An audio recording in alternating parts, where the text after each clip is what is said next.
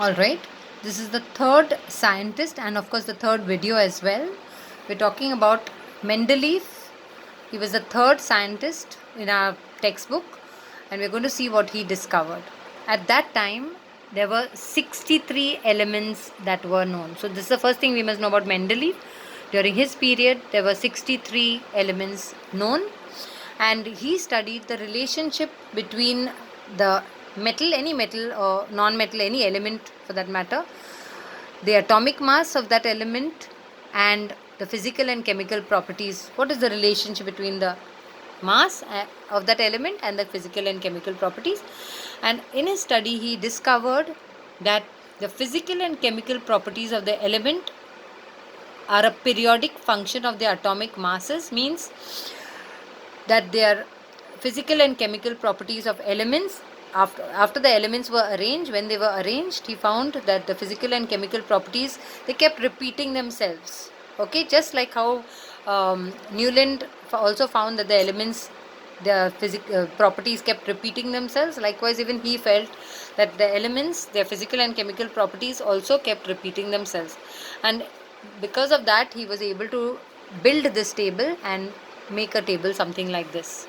Okay, he had quite a foresight and he was quite an advanced scientist, because he is known to have revised the atomic mass number of beryllium, which was that time was known to be 14.09, okay, beryllium, and he corrected it to 9.4, and because of his correction, beryllium is placed today before boron. Otherwise it would have been placed probably even after nitrogen, okay, because it's 14.09.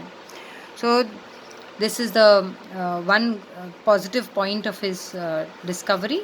Secondly, you can see in his table there are some vacant spaces here.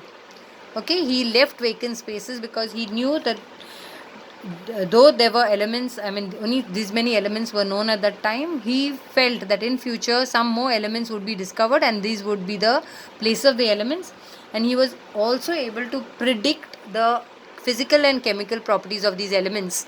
Okay, he said they were almost similar to aluminium, so they were, and therefore these elements were given a name. They were called as Eka boron, because this is just below boron, like one below boron, and this element which is unknown, he called it Eka aluminium, because it's aluminium and Eka means one below. So boron and Eka boron, aluminium, Eka aluminium, okay, and silicon, and this is Eka silicon, okay, this is also called as, later on it was found to be discovered to be germanium. So you got, okay, boron, and this element here, unknown element, was called Eka boron. He gave a name, Eka boron. Today we know it as scandium, and this element over here is actually under Eka, one below aluminium, and therefore Eka aluminium, he called it Eka aluminium, but today we know it as gallium. Whereas silicon, this element was called as Eka silicon or germanium.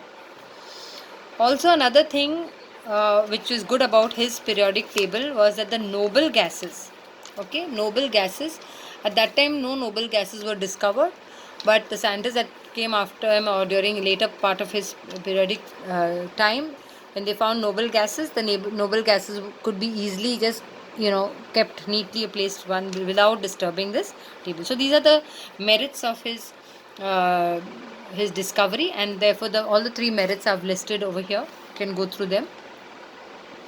Also we have to see that his table had some demerits, okay, or some limitations. Let's see what is his limitation. The first limitation is that he was a little bit confused about where to place hydrogen, because hydrogen showed properties similar to lithium, sodium, potassium, as well as hydrogen showed properties similar to this seventh group element, fluorine, chlorine, bromine.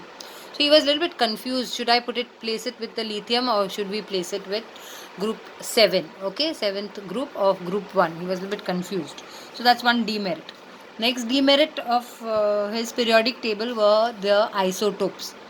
We all know that isotopes, we have studied last year, that isotopes are elements of the same atom which have different atomic masses, but they have the same atomic number. So hydrogen has, we know, 3 types of isotopes. Okay, the first isotope is hydrogen 1,1, that means atomic mass number is 1. that is called hydrogen with atoms which have atomic mass of hydrogen 2, they are called deuterium, and when the atomic mass is 3 of hydrogen, then that atom of hydrogen is called as tritium. So now he was wondering, since his table was based on atomic masses, should all the three isotopes be placed together, or should it be placed separately? So he was a little bit confused about that as well. Okay, where to place the isotopes? Since isotopes have different atomic mass numbers, he found it difficult to place the hydrogen atoms in different columns. The next dilemma of his was this element manganese.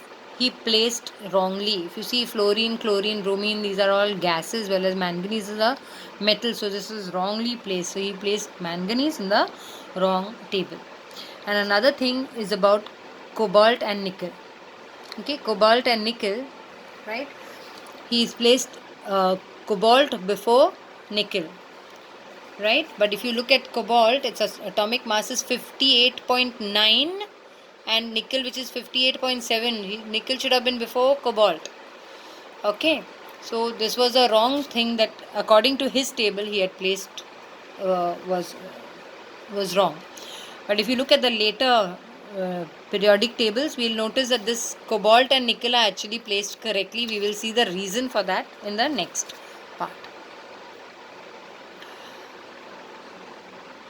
Okay, so the demerits of the Mendeleev's periodic table I have mentioned here, 4 demerits. So we'll stop here. The next scientist we will be studying about is Henry Moseley. The previous scientist that we spoke about was Daubigny, followed by Newland, and then we saw Mendeleev. And all the three had arranged all the elements that were there known during